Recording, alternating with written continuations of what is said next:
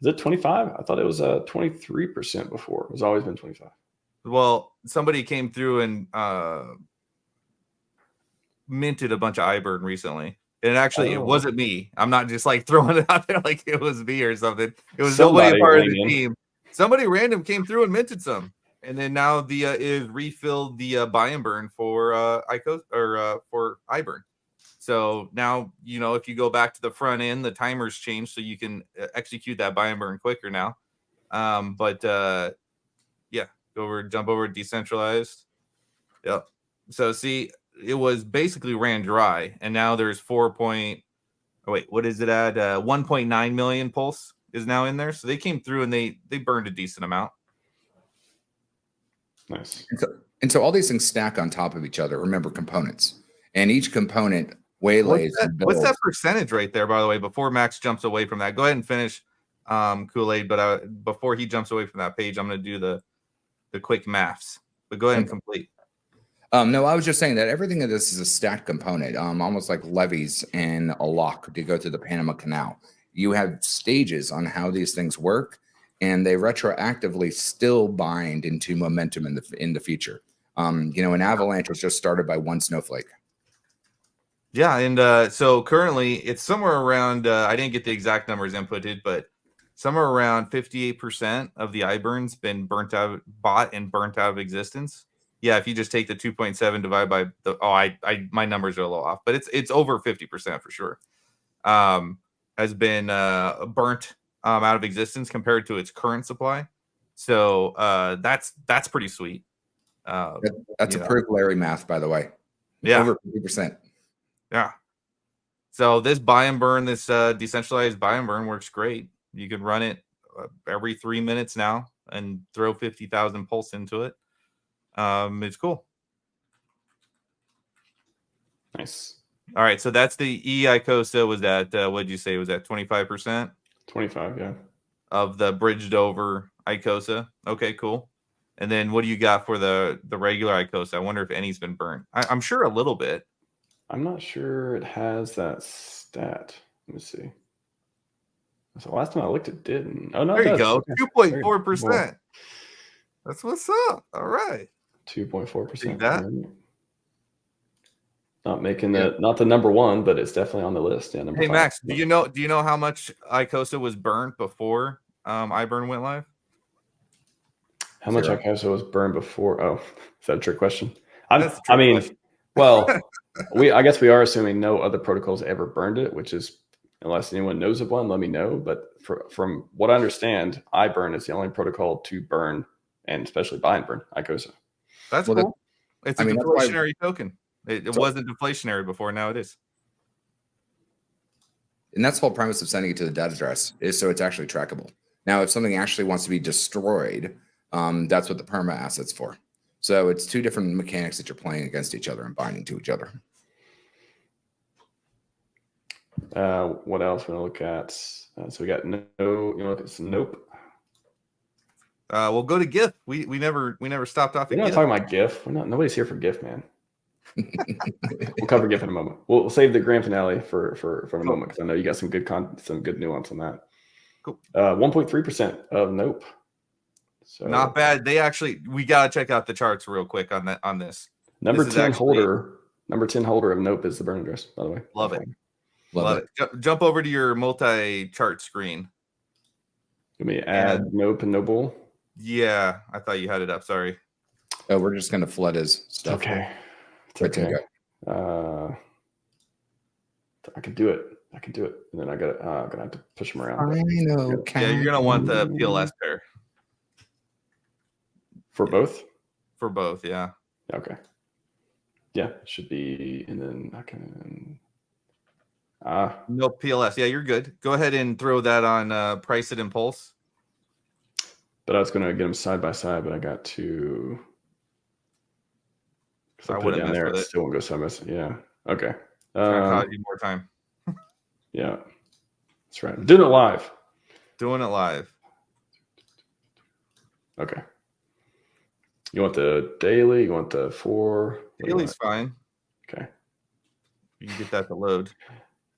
And then Put it on the daily. Just look at Nope real quick. Put it on the daily and zoom out a little bit. By the way, shout out to Archie from Pulse Mafia. So right there, you can kind of, if you drew lines on what's happening right there, you could basically draw a pennant pattern before the drop off, before the sell off. You have like a pennant pattern, right, where it's like compressing value. It's the trades are getting more and more tight until it sells off to the downside. And I'll tell you, from my experience, it almost always breaks to the downside. Those pennant patterns, it's funny when I see people draw it and then they point like it going up after that. It's like, dude, it's so rare. It's so rare. But anyways, it breaks to the downside, and then you start to see some action, some buys. So you see some large wallet holders coming in and supporting that price point at that dip. And then you see the burning of some more Nope, like kind of around the same time. Now, if you want to go down to the Noble Wrap PLS price, let's take a look at that one. Okay.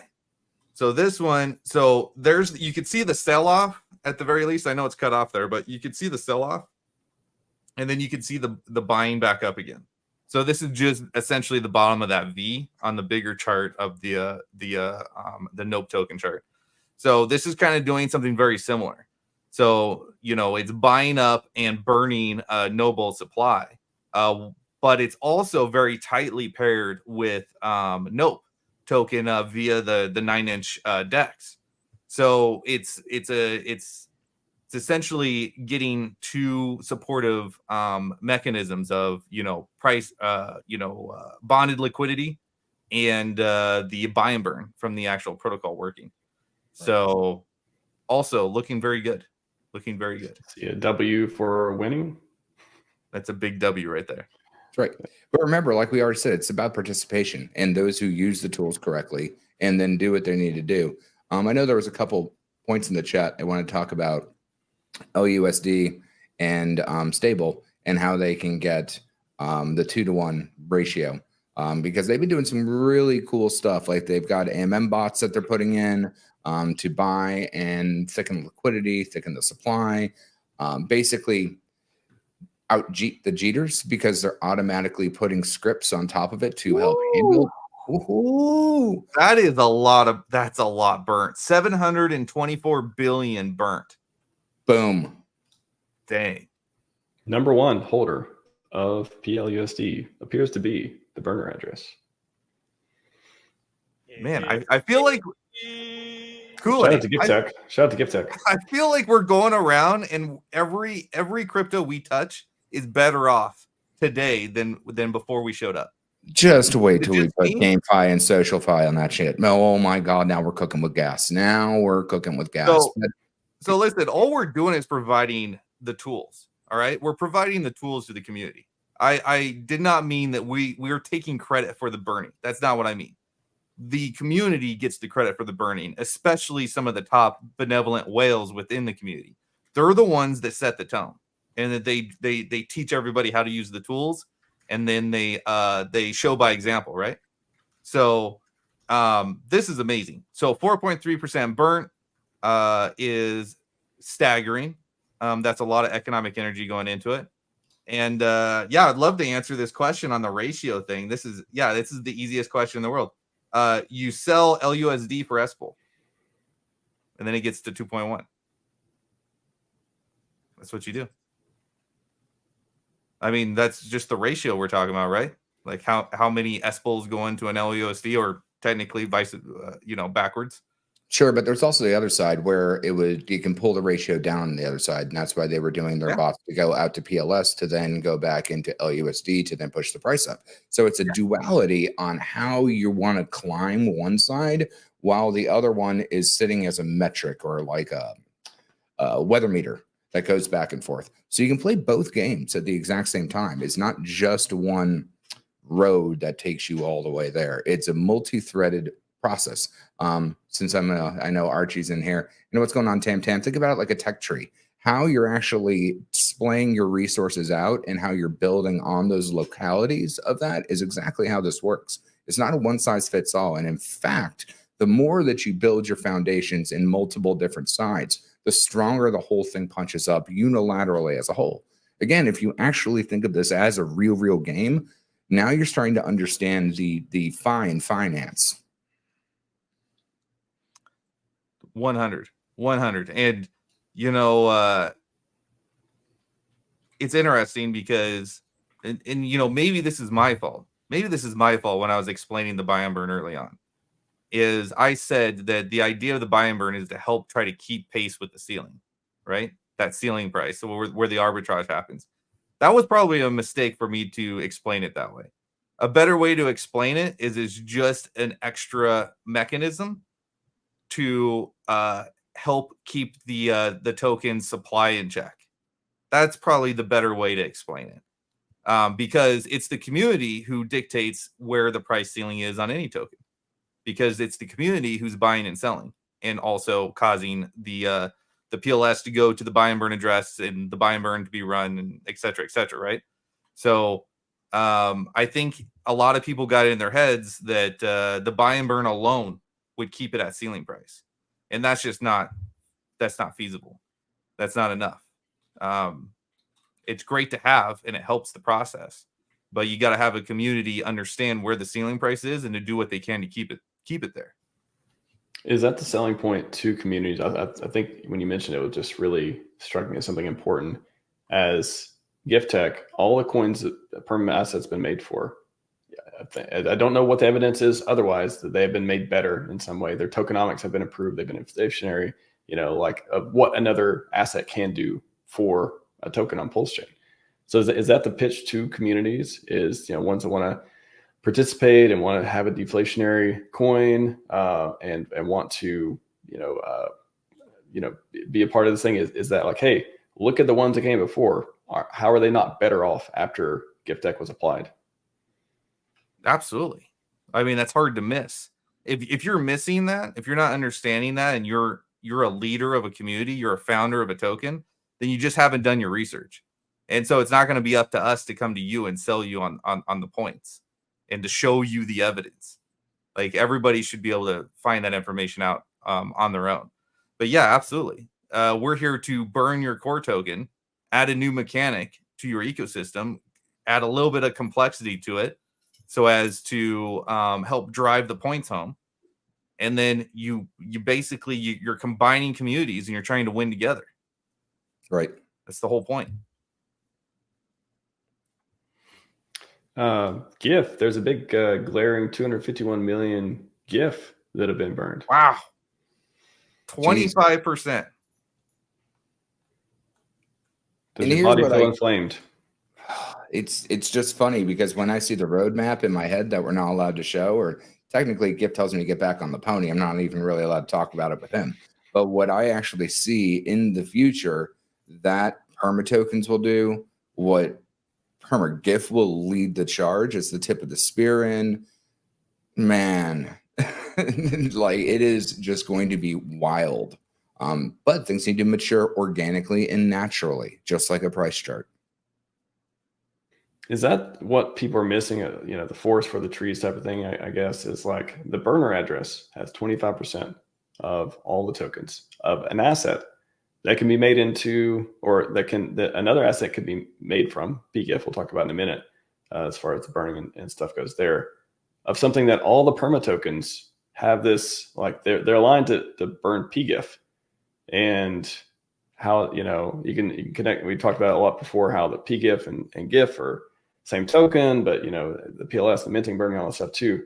But just, is that price has went down from all-time highs a lot. And everyone's like, well, just throw everything else out the window.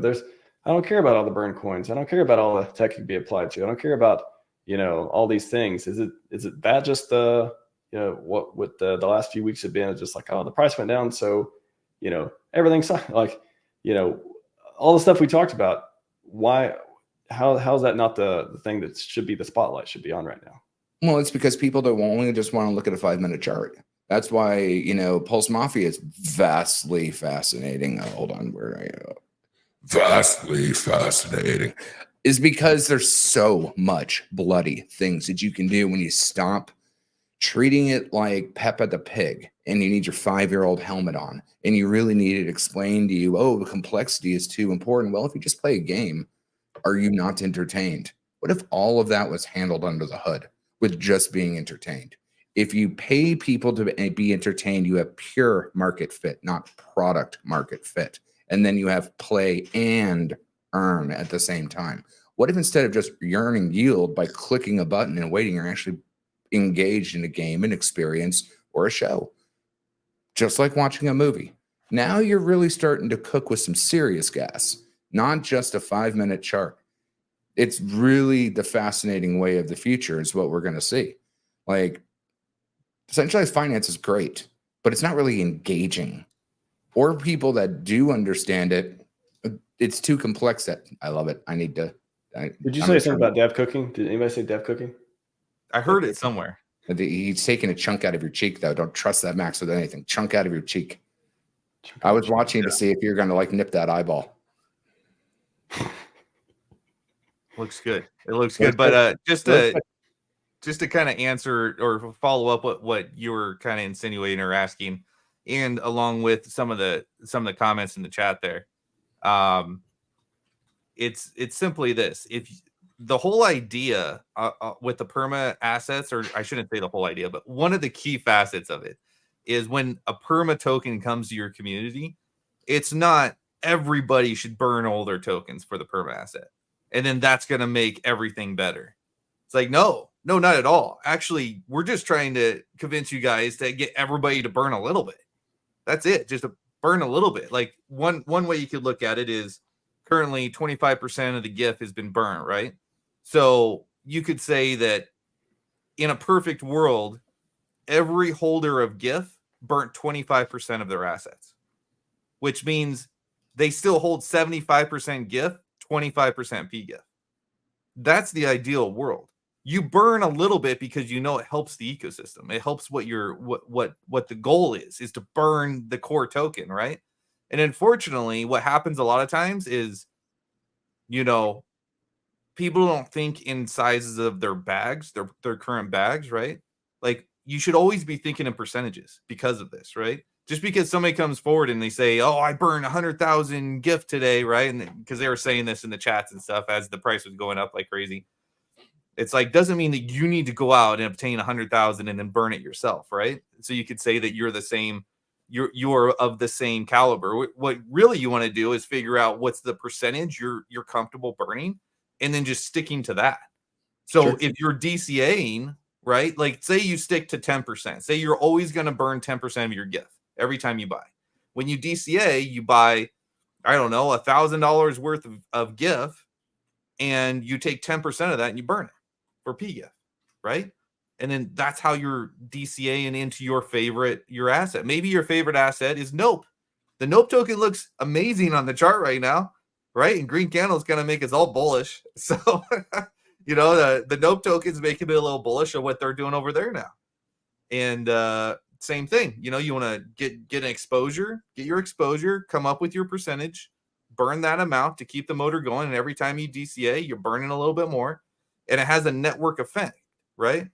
And that's kind of the goal. If it was ever portrayed that the idea is to burn all the tokens for the perma asset, I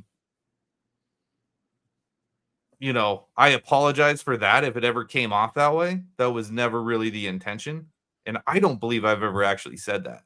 And I feel like I've always said that we're going to drive value into PGIF as time goes on, because if you drive value into PGIF, then it helps GIF, right? But it won't necessarily work the other way around. So as we come up with new experiments that we want to run, it's more than likely going to have something to do with PGIF for sure.